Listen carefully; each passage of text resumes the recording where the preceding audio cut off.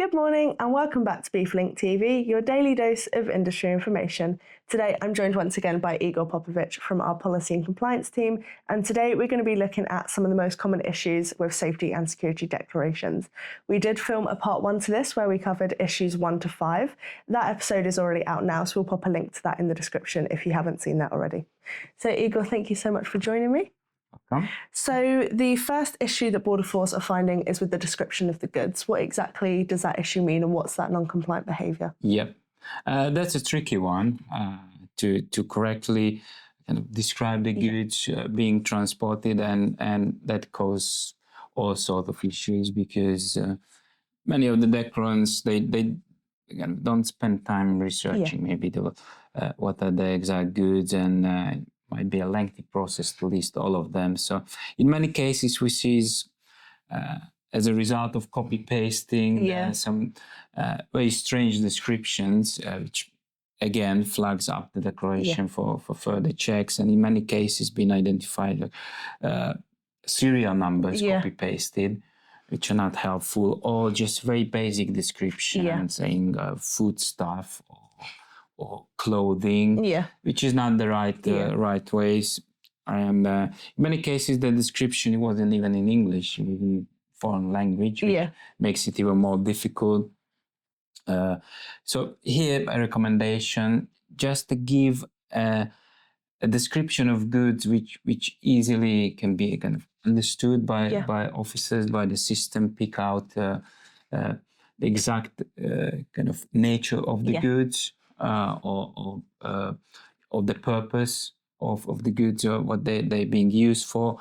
And as an example, I mentioned common error car parts. It's very vague, so try to be more specific. Steering wheels, brake pads, pedals. Exactly what it is. Exactly. So a bit more details related to imported goods.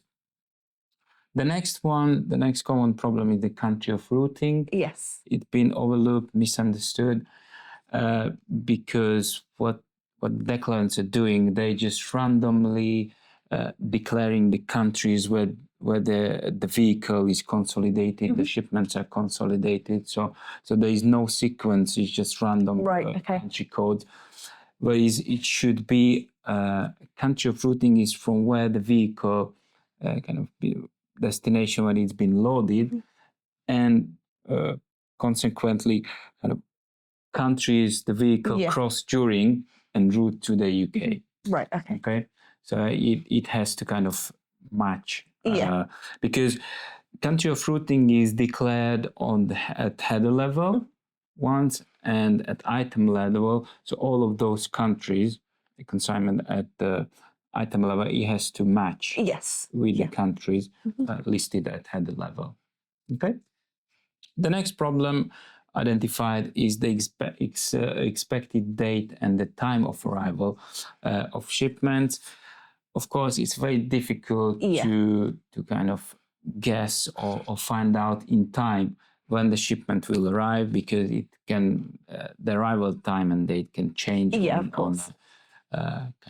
based on various factors. Yes, unexpected delays and things like that.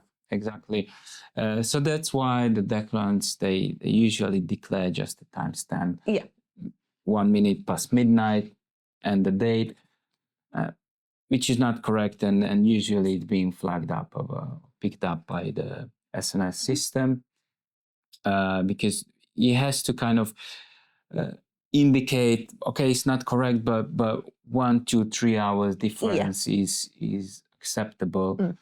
But timestamp of 1 past midnight or midnight, that will immediately kind of pick up that something is incorrect in that data field. And the specific dates to be declared actually for channel tunnel crossing for road via Eurotunnel is the arrival time to Coquille, France.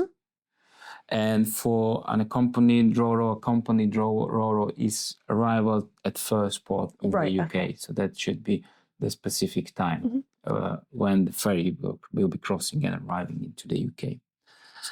And the final issue is the notified party. Yeah.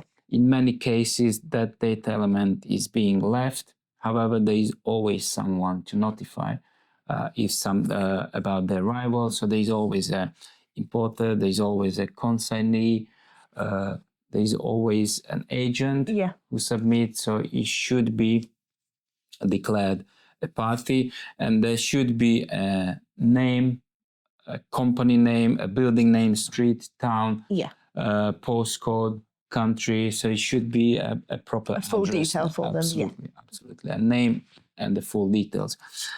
Of course, there is one kind of specific situation when the goods are carried under negotiable bill of lading. And there is, in this situation, in this case, the consignee is unknown. And for these circumstances, there is a specific code to be used.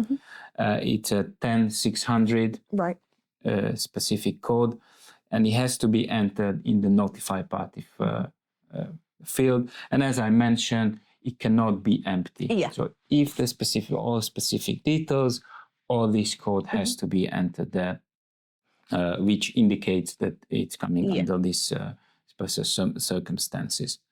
I mentioned a number of codes and examples how to declare the goods description. And the Border Force kindly prepared a spreadsheet, an Excel spreadsheet, which is a kind of detailed data completion guidance, which goes through all the SNS data elements. And in the bottom, there are various tabs with useful codes, which has to be used when submitting an SNS declaration. And as well, there is a tab for accepted and unaccepted good description, which can be a huge help for declarants to read it and understand what's the correct way to describe certain goods. And we will attach the link in the description, so members can access. They can download this spreadsheet and use it when submitting safety security declarations. Perfect. Thank you so much, Igor. As we mentioned, the link to this guide will be in the description below, as well as a link to part 1 if you haven't watched that already. Thank you so much for watching today's edition of BeefLink TV, your daily dose of industry information.